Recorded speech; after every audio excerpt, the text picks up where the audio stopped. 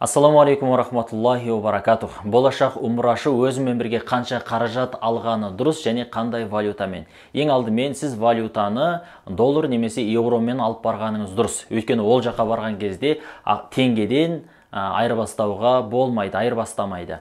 Ал енді өзіңізбен бірге қанша қаражат алғаныңыз дұрыс дегенге келетін болсақ, егер сіздің таңдаған қажылық фирмаңызда орналасатын қонақ үйіңіз Әл-Харам мешітіне жаяу барып келетіндей қашықтықта болса, одан бөлек ағайын туысқа сыйлық алмаймын, таксиге отырмаймын дейтін болсаңыз, онда компанияның сізге беретін таңғы және кешкі асынан бөлек түскі асты ішемін дейтін болсаңыз, өзіңізбен бірге $300 алып алғаныңыз дұрыс. Ал егер ауылдағы ағайын туысқа сыйлық аламын, түскі ас ішемін, такси қолданамын дейтін болсаңыз, онда $500 көбірек ақша алғаныңыз тиімді болады.